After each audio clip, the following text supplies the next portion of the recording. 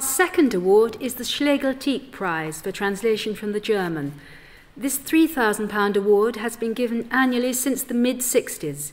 It is sponsored by the German Embassy and the Goethe Institute and with support from Arts Council England. And this award, named after those two great poets of the Romantic period, was judged by Philip Henscher, Emily Jeremiah and Ben Schofield. Together they chose Michael Hoffmann's translation of Angina Days, selected poems by Gunther Eick as the runner-up, a deeply poetic and highly ambitious work of translation which deserves the highest commendation in Ben Schofield's view. Michael Hoffmann, I'm afraid, a wonderful contributor to the Times Literary Supplement over the years, is wise enough, you might say, to be in Florida tonight, but we should applaud him anyway.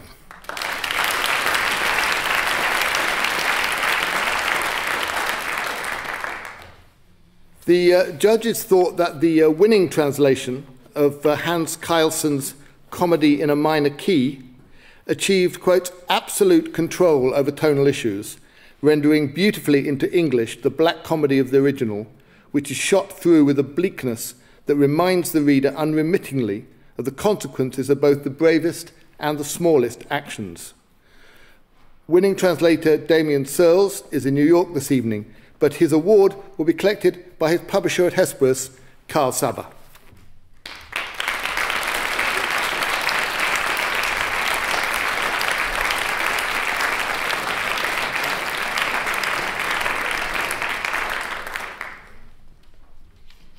Damion Searls' translation of Comedy in a Minor Key was a New York Times notable book of 2010, and he read the following extract as a finalist at that year's National Critics Circle Award.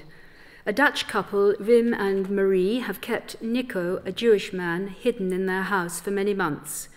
When he falls ill and dies, they have also had to find a way of hiding his corpse. Marie pulled the sheet off the bed. By now they must be turning into the park. No, this was not the ending they expected. They had imagined it differently. Not ending for them until it all ended. How exactly? Maybe that she and Wim would one day appear upstairs and tell him, "Nico, we made it!" Or in the middle of the night, the thunder of the artillery from the coast, the indescribable din of thousands of aeroplanes, bombs, and the delicate, rhythmical clattering of the machine guns. And he, yes, what would he do? What would he have done? Cheer? Hug them? "Marie, Wim, it's happened, at last. Too late, but at last, at last." Or in a weak voice, half questioning as though he couldn't quite believe it, "Really?" He would look at her hopelessly, his eyes filled with tears as if he were in shock. "But Nico, aren't you happy?" Yes, of course, but still, could you call this happiness? He had grown so tired from the long war, from being shut away. His happiness too had grown so tired, so locked away. What would he actually do? She had often thought about it, but in truth it was impossible to imagine. She lifted out the wall and took the things from the hiding place, the little laundry bag, a few stockings, a folder with a pen, books. When she pulled out a few newspapers that he had saved, God knows why, a little packet fell to the floor. She bent down. What was that?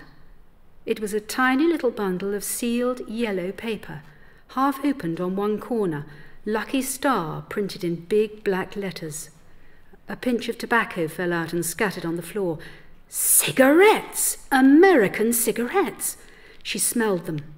Delicate, spicy American tobacco, the kind she had smoked before the war, and not since, not for years.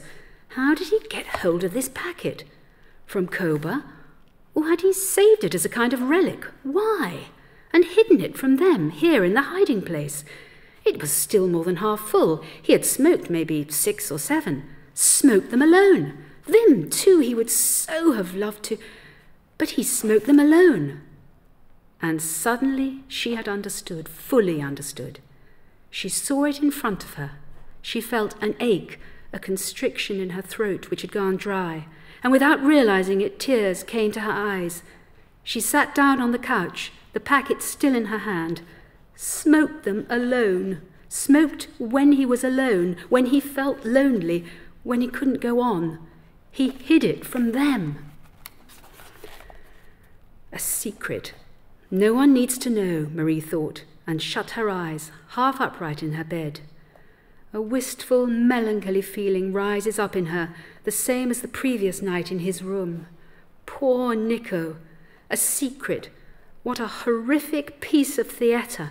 From them, the ones who were keeping him as a secret. But had it never occurred to them that he too might have something he didn't share with them? Had they really forgotten? Were they without any secrets from him, for that matter? Sometimes they seemed to sense it when they observed him without his realizing it, when he ate or sat there in silence and stared into space. Was it his race, the history of his people?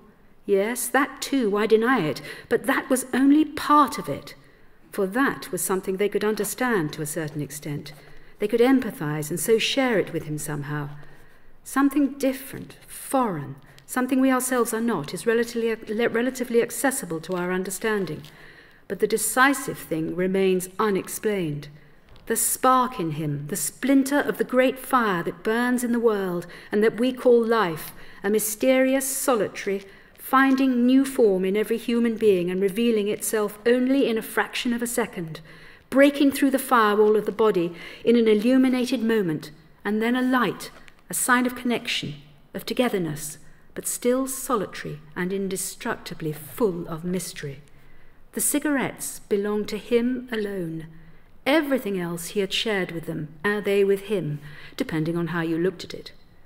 He had often given her flowers, through Vim, since he couldn't get them himself, and Vim got a little book as a present from him on his birthday. But the cigarettes, no, he couldn't share those. She felt connected to the dead man in a way she had never managed with the living. Outside, a cock crowed in a yard that bordered the park. She would keep his secret, burn the cigarettes. No one else would ever smoke them.